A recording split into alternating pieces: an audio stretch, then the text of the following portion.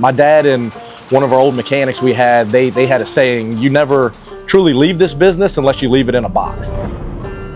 We want everybody to walk out of this dealership thinking that was the best damn experience I've ever had with buying a boat or buying a trailer.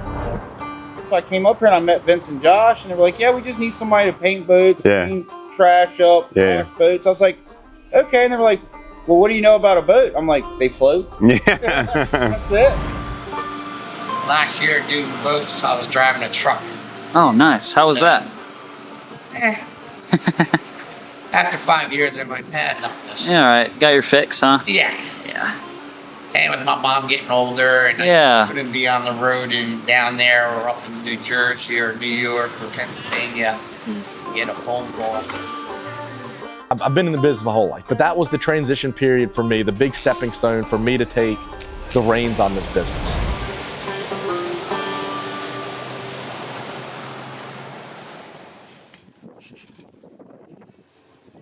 So growing up around here, everybody grew up on the water, whether you're boating, fishing, crabbing, water, being around the water is just a way of life. I can put 80 on this boat. That's impressive. I'm sure she's loaded down at that point. She's loaded. Yeah. I come in before, man. Sometimes when I get done, I mean, she's like that. Oh gosh, that's wild. She's loaded. The Eastern Shore of Virginia is home.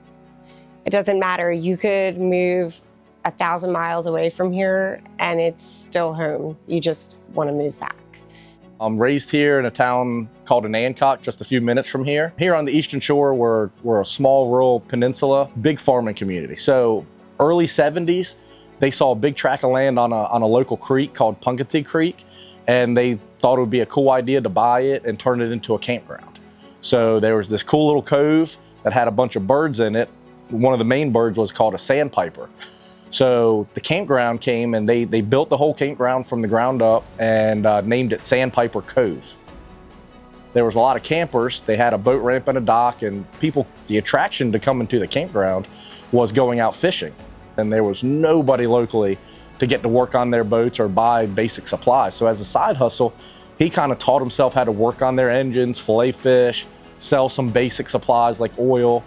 And that's how Sandpiper Marine was born.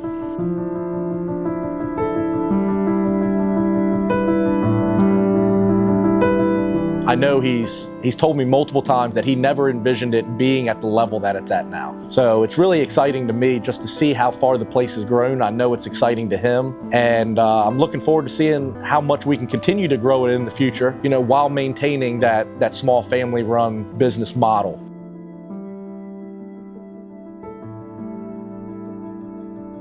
There's ups and downs every day of life being a business owner. However, the reward from seeing that happy customer get that boat, you know, going out on my boat to the sandbar and seeing a boat we sold and seeing how happy it makes that customer and his family, that's just something special that you can't get from a regular everyday job. So he is basically an amazing leader. He's so intelligent. I've never met a businessman like Josh. The first time I met Josh, honestly, I'll have to say, I was so intrigued by him. He's so different. Bringing Ashley into the picture meant a lot to me just because I saw how my parents made it work. You know, running your own business too, you always have to have that trust of your people. And somebody that's also willing to put skin in the game and go through the hard times and the good times with you. To see her grow now is really impressive. Yeah, I mean, I brought her in, I had faith that she could do it. Apparently one night he was watching me basically just tell people what to do while I was bartending and handling multiple people, and he was like, I need a girl like that can handle my employees for me, and he wanted me to come and work for him. Have to sometimes go wherever it needs me. Yeah. I have literally gotten out and washed boats for 4 days before because Let's go. We were. You didn't have any boat washers. Short-handed, and I was like, screw it, Josh. Yeah. I'll get out there. I'll do it. Yeah. Didn't care. That's awesome. I knew her personality. Dealing with customers isn't always the easiest. Dealing with employees isn't always the easiest. So, you know, she's a tough person that you know, doesn't get knocked down, but also doesn't get pushed around. So, you know, bringing her into the mix has just been a big help. And, you know, I see why my parents did it for so long, because it really does help having that person you can trust and rely on to be by your side. I love working for him. I love being his partner in life. I just love being a part of this business. And I'm so glad that we get to run this together and continue this family tradition that is his.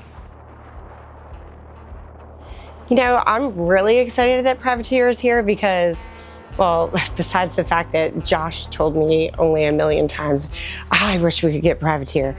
I wish we could get Privateer. It's just the boat line that is so recognized here, and it is such a key fit for our area.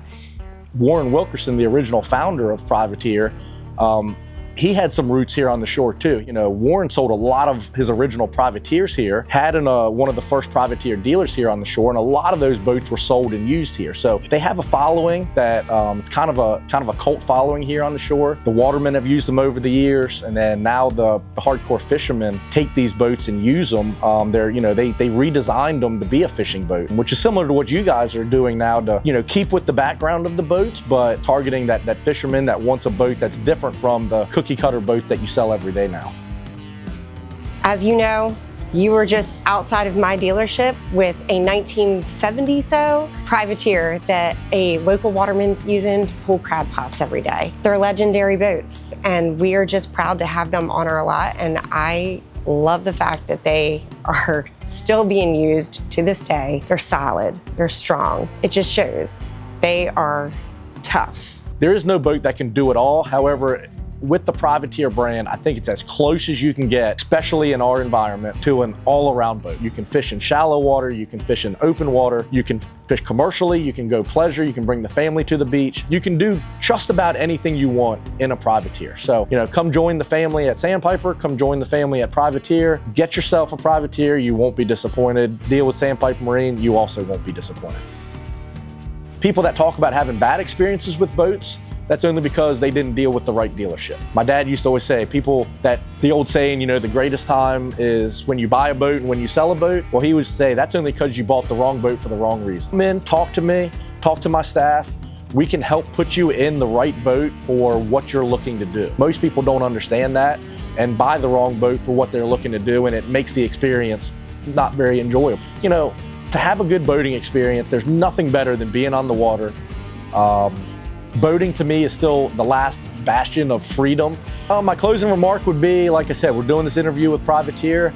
My closing remark would be, come see us, talk to us, explore the Privateer option. It's a boat that you can't go wrong with.